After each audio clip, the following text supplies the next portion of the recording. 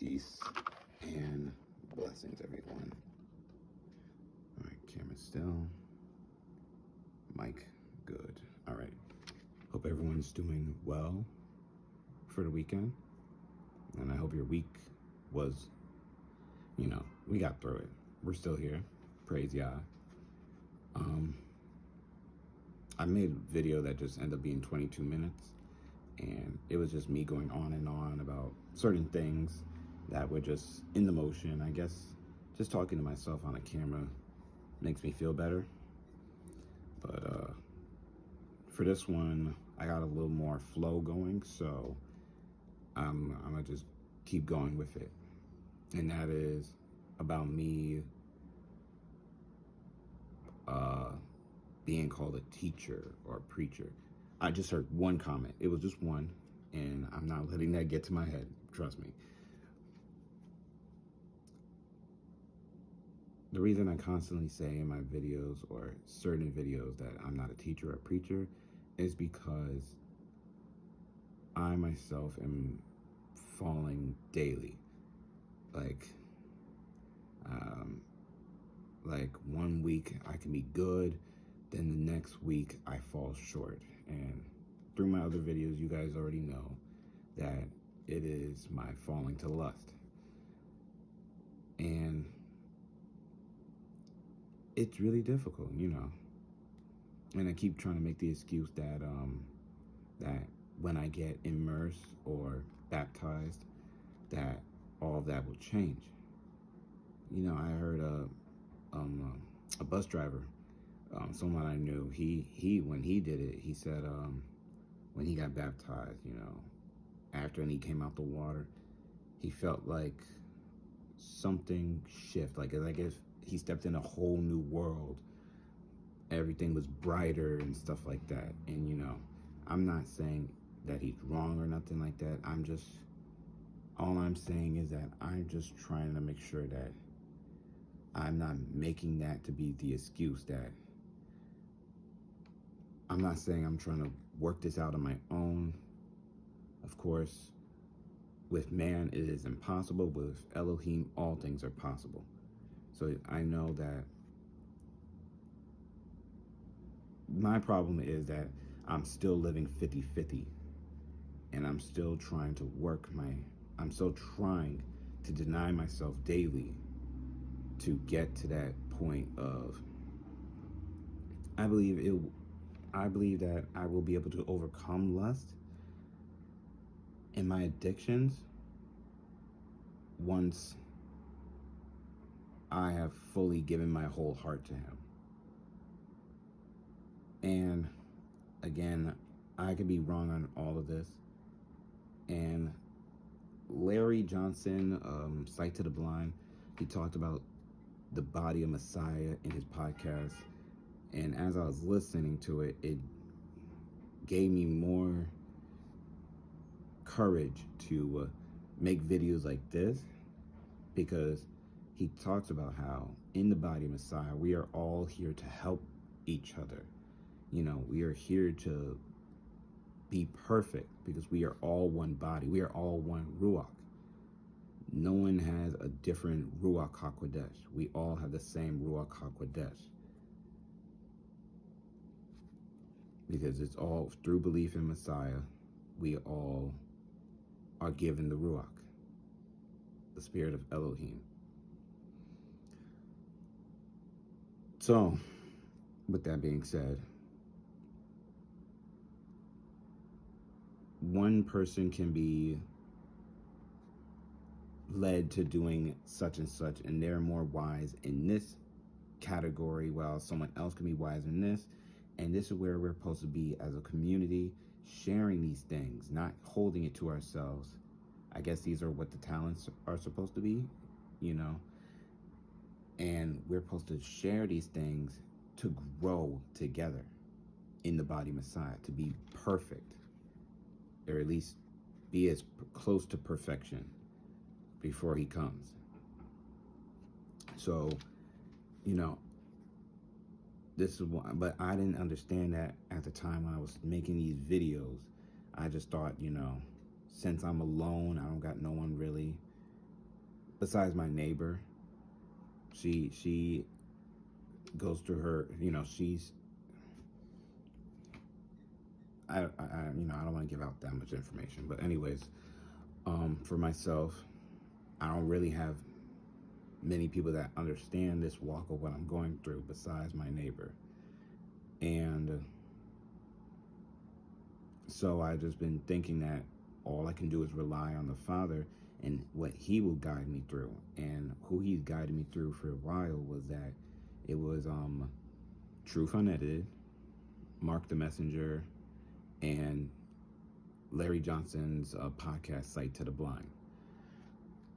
I've been just using those three as my source to, increasing and building with the Father. Beside, obviously reading His Word for myself, which is what they, promote, and which is what we should all do. Where I'm going with this, I guess I'm still just going on and on.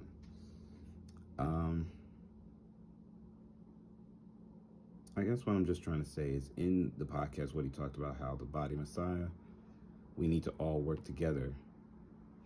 Whatever you feel that the Father's been leading you with, you should share that information so that someone else who might know more of it can help correct you on things that they might see you're doing. And they're like, I went through that trial and error. Let me tell this person that, oh, you're doing it wrong. Let me explain why, and such and such. And even if they deny it, just remind them that let the Father guide you and show you. And then, the Father will guide them and show them. And like, oh man, oh wow. Maybe a few days, months, weeks later, they'd be like, oh wow, yo, that guy was right. I wish I could apologize to him, or whatever the case may be. The point is, we're all supposed to be helping work each other together because we're all in the same Ruach. And yeah, that's pretty much it. We're all supposed to be helping one another in this community, in this Ruach, in this this Holy Spirit that we all have, we all share. No one's better than one another. We're all the same body, just different members of it. Someone could be the arms, someone could be the legs. You get what I'm saying. And where I'm falling short in this consistent walk of falling into lust on a weekly or monthly basis, someone might be out there who has went through this and they can explain to me, oh, I went through this is what happened to me.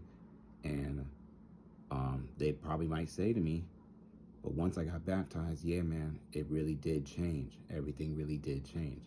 Or someone else might say, oh, this is what I did, such and such, even before I got baptized. I'm just seeking guidance, obviously from the Father, but, if He's willing to send someone to me that's going to help me, I'm not going to turn my ear or my eyes away. I'm going to see what they say or read what they say, and then if it not convicts me, if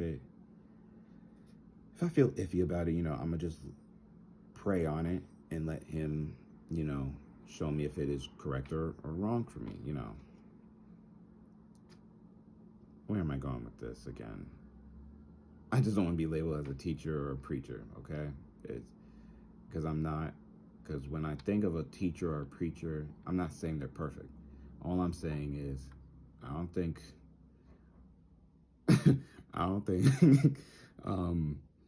in Truth Unedited or Sight to the Blind or Mark the Messenger is falling to pornography. That's all I'm saying. As them who are teachers, I don't think they're going back into that type of thing. Maybe their falls are very minor. It's probably something that I can't really speak for them. You know what I'm getting at. The point is that I don't think no teacher is falling into that type of downfall and committing into that sin. So, yeah, I'm not a teacher without a doubt. I just wanted to make that clear to people. I really do love reading his word, because when I read a certain verse or a certain chapter, and it reminds me of how real his word is, how it brings a smile to my face, or has my eyes jumping for joy, how it just makes my eyes light up and just make the pupils dilate, whatever you want to call it. When I just read his word, it just feels so amazing, and I'm like, I want to share this with someone. I just want to share it. I just want to share his word. Not to share it as if I know something more than someone else, but to share it out of joy. Like, hey, look what the Father said that we must do. Or, hey, look what's happening in the world today that the Bible said, that his word said would happen. And I just take much joy in that. And also my problem is that I think of the parable of the soil. I don't think that's the exact name of it, but right now I'm like in between the rock and the thorn, and I'm trying to get on good soil. But I think the thorn was, or was it the rock? When you read the word, you are exceeded with joy, but once you are tried or tempted, you fall. And that's my problem. When I read his word, I am excited with joy. And then a few days later, or maybe a week later, I get tempted and then I fall short because I'm weak with my flesh. So, and I've noticed when I'm fasting, it's much easier. It's much easier to deny myself because I'm too tired. But, yeah, it's just, I got a lot of demons to cast out. I got a lot of work to do, a lot of deliverance I need to work on. And my message to this is just that, none of you guys have been wroth with me. None of you guys have been high-minded towards me. You have all been merciful and gracious to me, and I just want to say thank you so much for that. You allow the Father to just work on me and disciplining me. But I still do not mind if you message me some of your what's the word I'm looking for? How you went through, why is that? It's right there. You're not your ministry, I really can't think of the word. Oh my goodness. Wow. It's like right there. Not your ministry, but testimony. I would love to hear your guys' testimony. It may not be the same similarity as mine, but it could be something completely different. It don't even have to be lust. It could be greed for gain, or